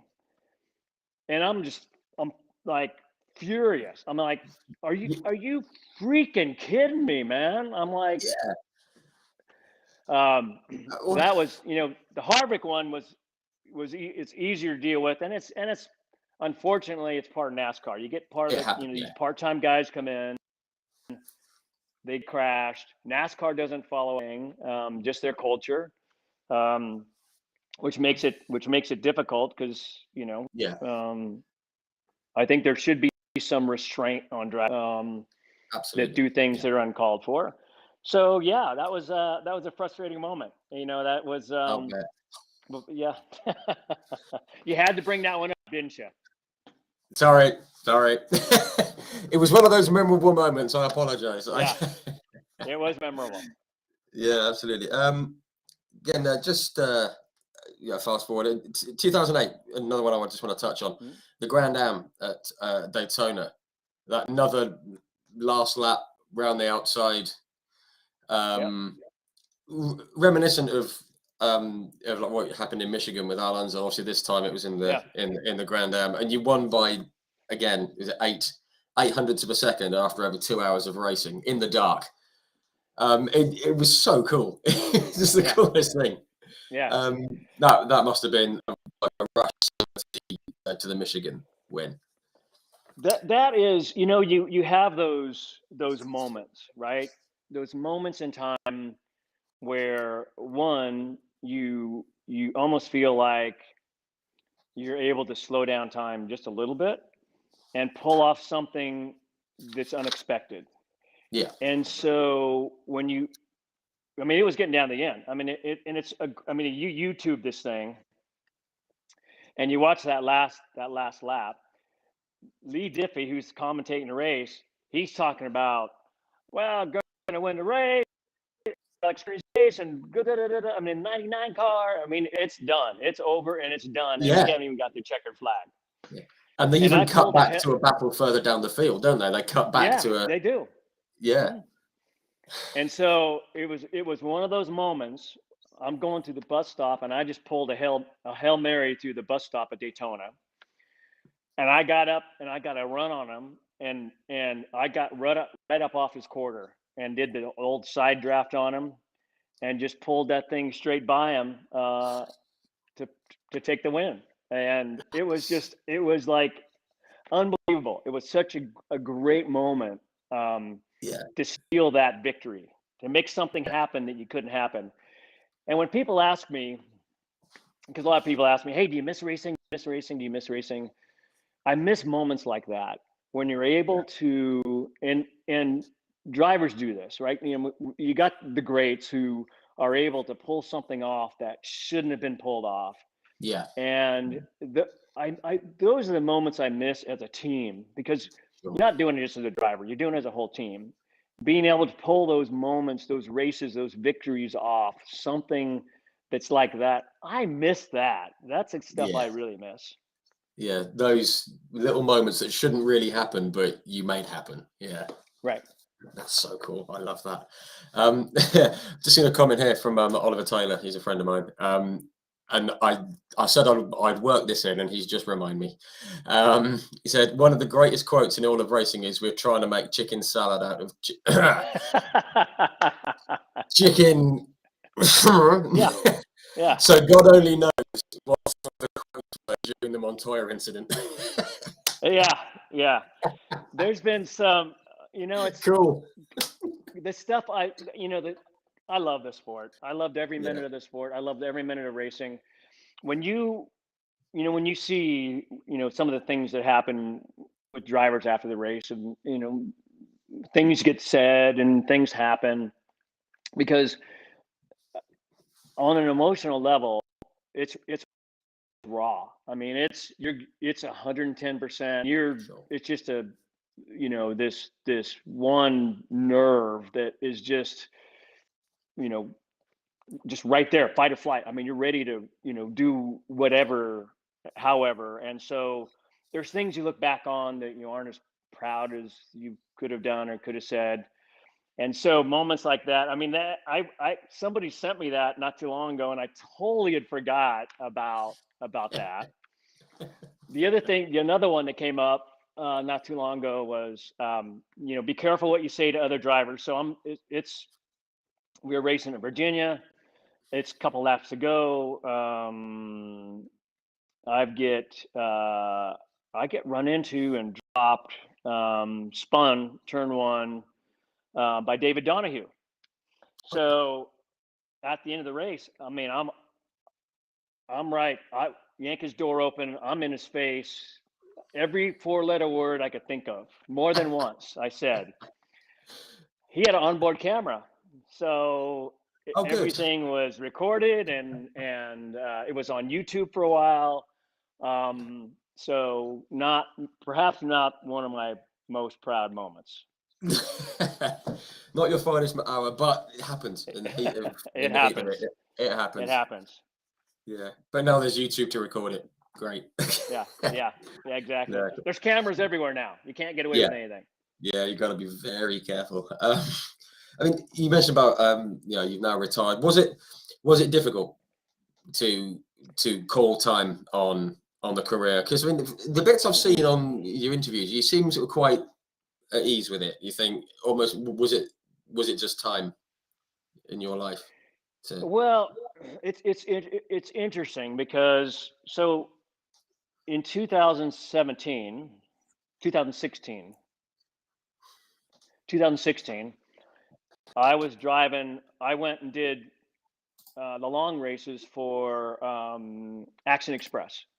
yeah, So they won Daytona multiple times, championship multiple times, and one of my teammates was Albuquerque, and I think it was Dane Cameron and Albuquerque and myself at Sebring. yeah, And I post the fastest lap of the race, right? I'm 57 years old. I post the fastest lap of the race. Well, the fun thing is I'm busting on Albuquerque because he's just a good guy and you can bust on him that way. I'm like, right, what are you doing letting your dad kick your ass, right? I mean, like, dude, right? And those moments you give you pause going, because that's fast at Daytona, that's fast at Sebring. And so you start thinking, well, maybe not, but you know what? Racing has given me so much. I mean, 50-year career in something that should be more like a 20-year career, yeah, to have all and to achieve all and just what it truly has given me. I'm thankful for. I'm yeah, thankful for that. And for me, it was time. And yeah, so I was very fortunate that with being involved with Lexus and now still being involved with Lexus as an yeah, ambassador, getting that opportunity I host all the performance driving schools. I help them develop new products coming. So I'm sitting behind the wheel, driving fast, getting my adrenaline fix through those guys. And, I always say hi to my family at home yeah, because my family means the world to me. And yeah, so I've been very thankful. I'm just very appreciative, and then doing some of the fun things along the way. So I'll show you. yeah, This is one yeah. of our bottles of wine. Oh yeah, So this lovely. this was actually food I buy from Napa, so over where you were. And then we've I'll have also to come back done to- some children's books.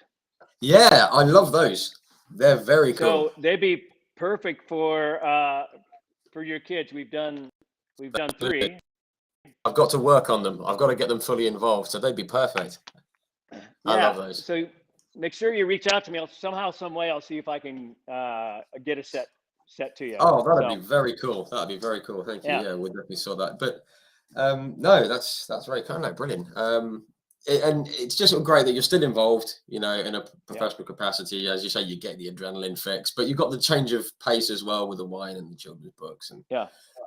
just very quickly, was the wine side something you always had an interest in doing, or was it No, just was it mm-mm. not? Nope. Wow.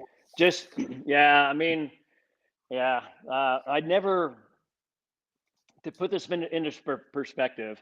So I'm the winemaker. We started from scratch. I mean, I ripped and cleared the land. I got some help planting the plants and putting stuff in, but I do a lot of the work myself. I do Right. all the work in here. So everything you see behind me, I get part-time help, what they call, seasonal help. So pruning, harvesting, and so on. And so within our industry, the two most respected third-party endorsers, one's called Wine Spectator, and the other Yeah. one's called Robert Parker. So Robert Right. Parker is actually owned by Michelin and Wine Spectator. So we've been giving our wines to Wine Spectator since 2010, the vintage of 2010. In 2012 and 2014, we were tied for the highest rated Syrah in the world with Wow. uh, Wow. Molly Duker out of Australia. So Wow.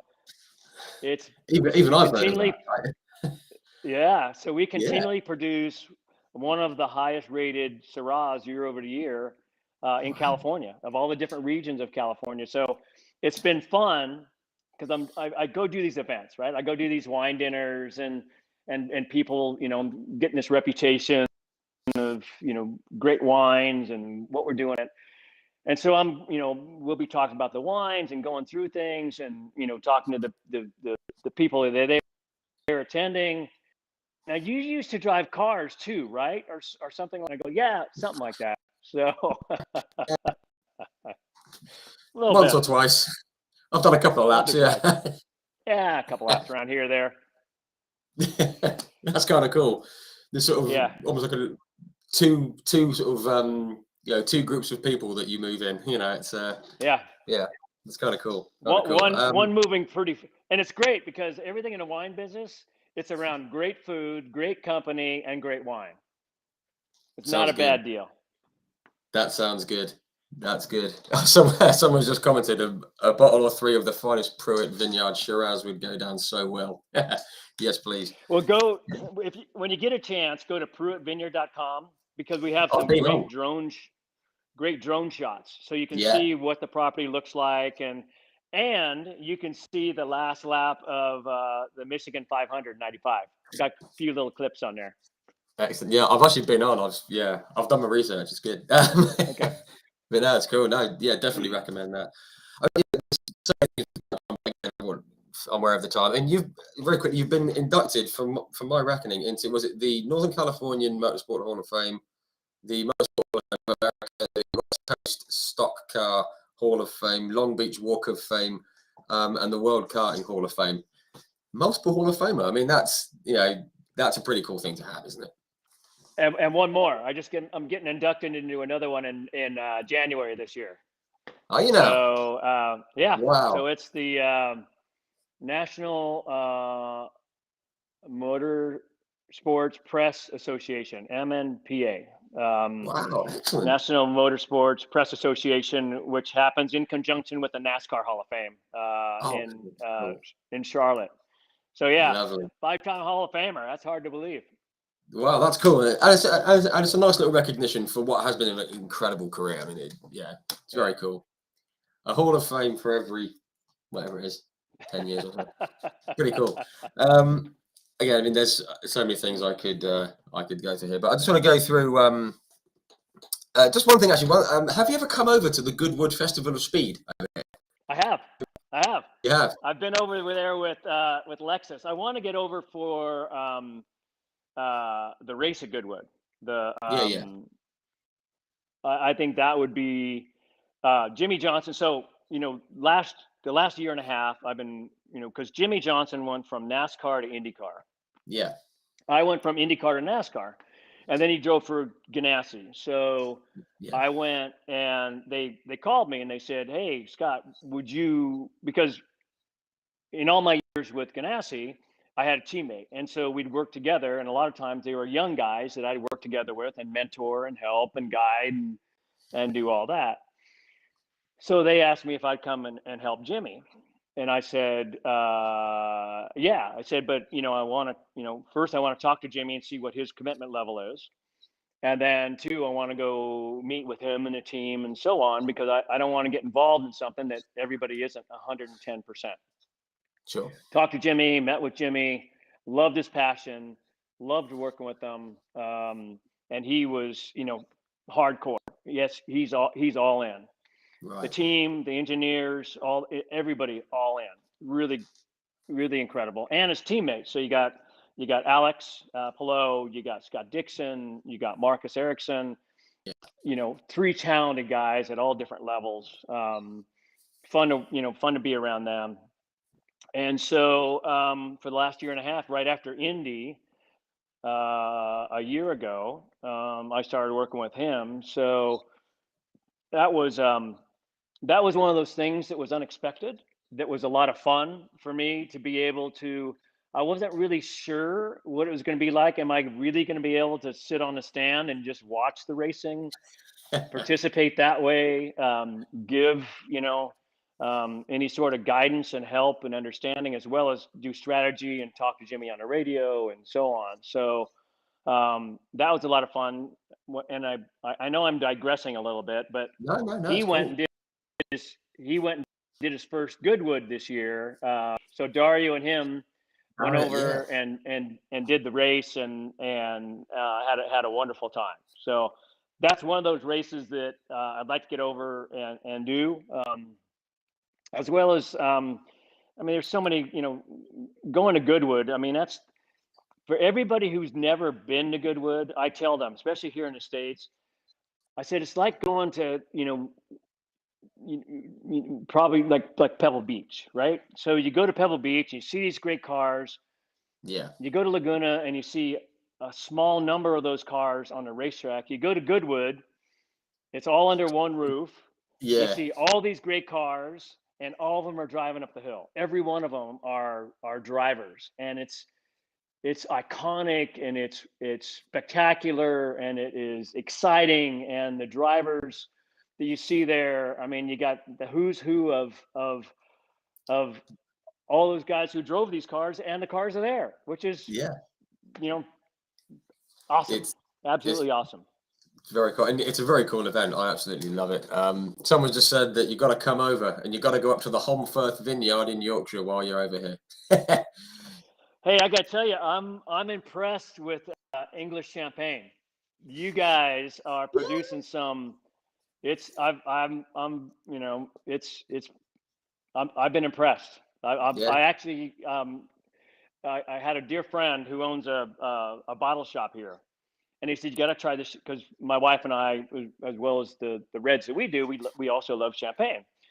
And he goes, I got to give you a bottle of this champagne. Well, I guess they'd call it sparkling wine.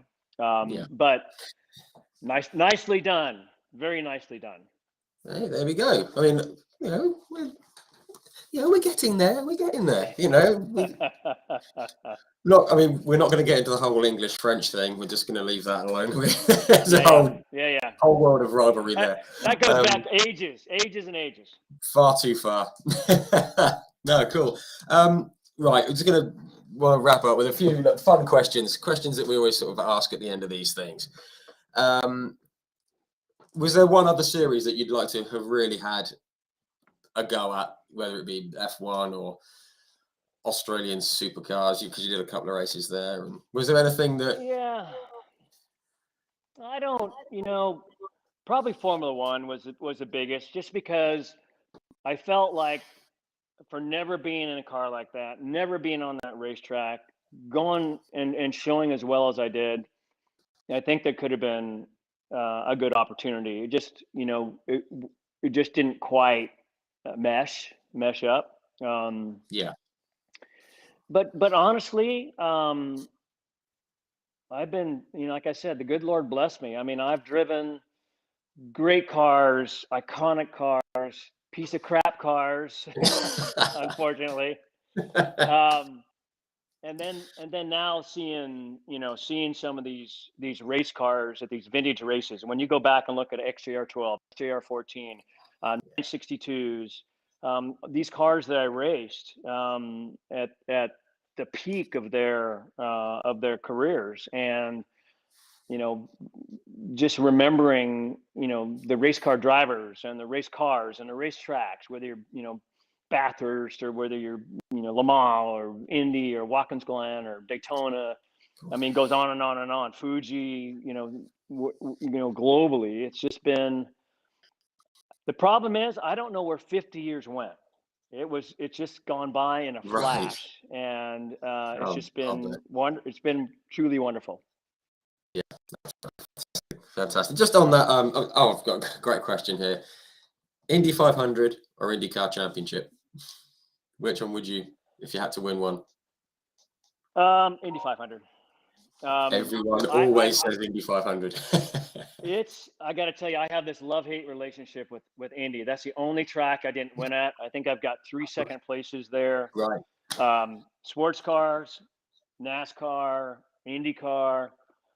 I've never won there, and I think that's one of those races. I've won just about everywhere else I could think of. I've won at. Yeah. But not winning there, which is like the iconic place to win at, is like, it's that little annoying little. Yeah. I can't even think about it. If I think about it, it just drives me crazy. So. Right, we'll move on. With that in mind, what's your favourite circuit that you've driven on? Tough question. Well, I mean, I'm just going to lay it out there. How do you compare, racing at Daytona compared to Le Mans, compared to Fuji, compared to Watkins Glen, compared to Gilles Villeneuve up in Canada? I mean, great racetracks. I mean, great racetracks. Great racetracks are great racetracks. I love them all. Yeah, love that. Another question: what's the best car you've driven in your career? Again, hard question. Difficult question. But when you're talking about, I think I was very blessed to race Indy cars in what I would consider one of the absolutely iconic times of IndyCar. Absolutely agree. You look at the mid to into the 90s. You had tire wars, you had engine wars, and you had chassis wars, which meant you had really sticky tires, a lot of horsepower, and a lot of downforce. Yeah.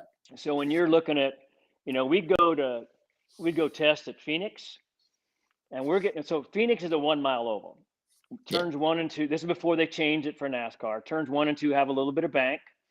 3 and 4 is pretty flat, bigger radius. You'd roll into turn 1 at about 212. Just a quick blip on the throttle, back hard throttle, and then you'd be flat all the way through 3 and 4 as you got back to turn 1 again. We pulled 5 Gs lateral. It was absolutely insane. And we were getting around a 1 mile oval in under 20 seconds, like 19.8 seconds. That's when ridiculous. You start calculating it out, it's insane. We were turning the engines when I qualified my last race. When I qualified first at Fontana, we were turning the engines to 19,500 RPM. We had close to 1,000 horsepower, sticky tires, and close to like 10,000 pounds of downforce. Insane. Oof. It was absolutely insane. So for going fast, that era was unbelievable. Absolutely. Any of those cars. Wow. That's incredible. Again, tough question coming up. Many amazing racing drivers. You mentioned Ayrton Senna, but you can go back to, you've raced against like Wally Dallenbach and Jeff Gordon and Labonte, Rusty Wallace, Jeff Burton, Danny Sullivan, the Unzers. You mentioned like Dario, Bobby Rahal, Paul Tracy, Jacques Villeneuve, Jimmy Johnson, Dan Weldon, God bless him. Mansell, Fittipaldi, Waltrip, Earnhardt. I mean, incredible list of people. Are there any? Is there one that stands out as being, wow, what a driver? I mean, you mentioned the Andretti's, Castro Neves, so many more, For me, I think Dan Gurney. Dan, even though I didn't race with him, my dad would be my ultimate hero, and Dan would be, that guy that I aspired to be my whole career. Wow. That guy that I hope that I could have just do a little bit of what he did, because of who he was in the car and who he was out of the car was a thing that really impressed me the most. And anybody that knew Dan knows exactly what I'm talking about. And so for me, I mean, don't get me wrong, Mario's dear friend, Danny, absolute greatest guy on earth. I mean, he and I, his wife and my wife, everybody's friends, and absolutely spectacular guy, dear friend. But for that guy, that driver that I felt really made an impact on me, that was Dan Gurney. Fantastic. Love that. And I think you're the first person who said Dan Gurney, so I love that. I always love that. Just going to wrap it up very quickly here. You got, was it 2 IMSA GTO titles, 3 SCCA Trans Am titles, 5 outright wins at Daytona, 10 class wins at Daytona, 7 IMSA titles, a record 60 IMSA wins. Yeah, in the 50-year career, you've got, was it 2010 laps led at Daytona, 24 hours in the last 10 years, 5,262 laps led in sports cars. Quite a ride, isn't it? It's that's incredible. Yeah. Well, like I touched on, the good Lord blessed me with its incredible career. And I got to tell you, as a kid, I never thought that I would come anywhere close to what I have done over the years. I mean, in all honesty, I mean, it's one of those things where I look back on, one, where did 50 years go? Two, I remember as a kid racing go-karts just going, how am I going to get to the next race? How am I going to get to the next season? What am I going to do? And I always just kept my head down. I always gave it 110%, and I always kept moving forward. And that's all you can do. That's all you can do. And it's taken you on quite a journey. Yeah, thank you. And thank you for sharing just some of that journey with us this evening. It's been an absolute pleasure speaking to you. I said you're one of the guys I've been wanting to speak to about motorsport for a long time. So I really do appreciate you coming on, having a chat. It's been fun. It's been a real pleasure. Thank you very much. I've enjoyed it, and it's you have to come back next time you're in Napa. I'm an hour away, so we'll have to dig into some of these barrels right behind me. Oh, that sounds like a terrible idea.